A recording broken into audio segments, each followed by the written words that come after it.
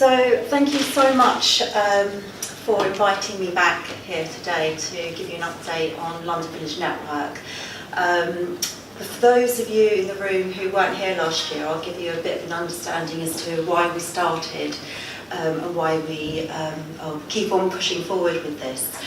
London Village Network started as a direct need for outside my children's bedroom window.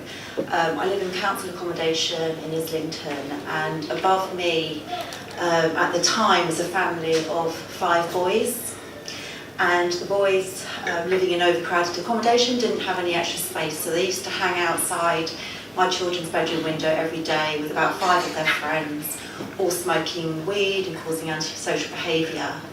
It was quite relentless, so I was out there most nights asking them either to move on, to do something. It became more and more apparent that actually I needed to intervene with them and find out what was actually going on.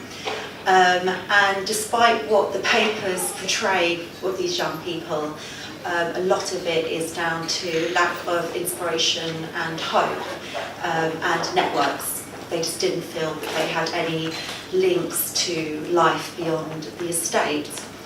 At the time, I was working for another charity, working part-time, placing corporate volunteers, and my role was to find volunteer jobs for corporates. And it became quite apparent to me that actually this resource of intelligence across the city could be used to help the young people that I was working with. So we developed a programme called Be Your Own Boss, an industry insight, and we just set about a way of allowing these young people an opportunity to meet with people that they wouldn't ordinarily meet with. The work that I did with this particular group led to a few jobs with them, one in Greggs, one in Waitrose.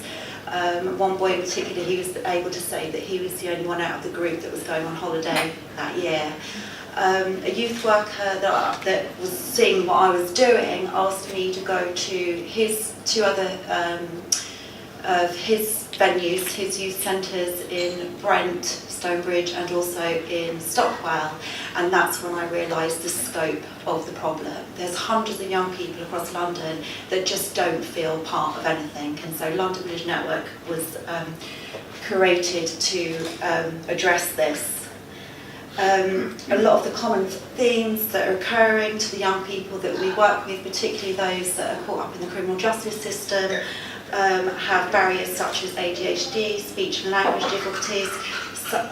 Often they have several school changes and early childhood trauma, particularly with domestic violence, which then relates into their own personal relationships that they go on to have. Fathers can be fending or absent or at risk of becoming absent, and then others are either in care or being raised by their grandparents. Cannabis is prevalent, as we know, and also occasionally we come across a lack of self-care. So our whole platform is to give these young people more individual one-on-one support. Despite London being a really affluent place, the village is broken.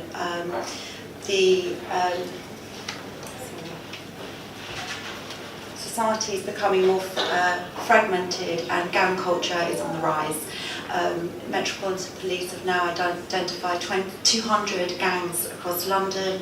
Last year there was 13,000 knife crimes that were reported. Most of the knife crimes that I come into contact with don't even be reported. So far this year we've had 81 murders, and despite only making up 3% of the entire population, the black and ethnic minority groups are making up 10% of our prison population. So London Village Network is very much about addressing these issues. Beyond the human cost, it costs our economy, according to the Telegraph, £124 billion a year. So you're thinking about the air ambulances, the detectives, the investigations into the murders and into the knife crimes, the trauma and the NHS.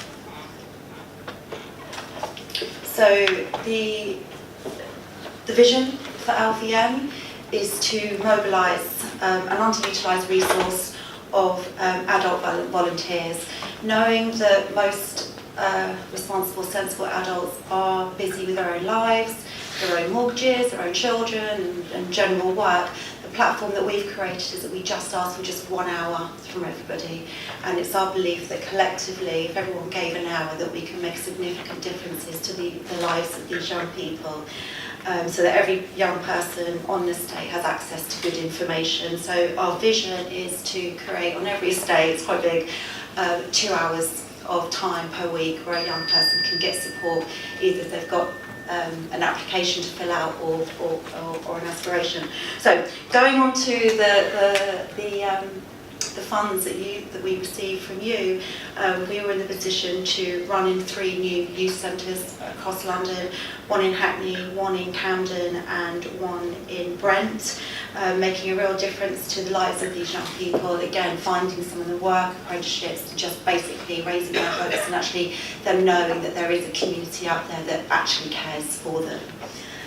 Also with your funding, importantly, we've now developed a youth training programme, which means that we can now upscale the work that we're doing, and we can now train youth workers how to utilise adults giving just 1 hour of time. Our next phase is to train corporates as a group to how to give their 1 hour. To bring everything together, it became very apparent that there are opportunities out there for young people, but a lot of the young people I work with aren't aware of what's going on, and also to make it easy for adults to give an hour, we've developed an app. So with your funding, we've used that to further develop that piece of technology. So it makes it really easy for an adult to just go onto the app, select what you want, how you want to help, and then equally young people can find out all the different provisions in the area for them. So we've grown significantly in the last year actually, and the funding that we received from the funding network was really, really significant in our position to be able to continue through that year. So thank you so much. We've now got all these other organisations on board. We're incubated by Catch-22, Macquarie Bank, Hogan Lovells, and Slaughter and May. They're doing our business plans and helping us to put our business development together.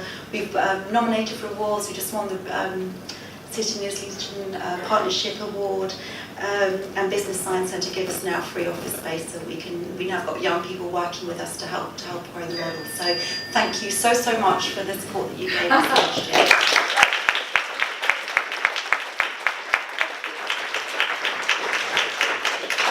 Thank you, Rachel.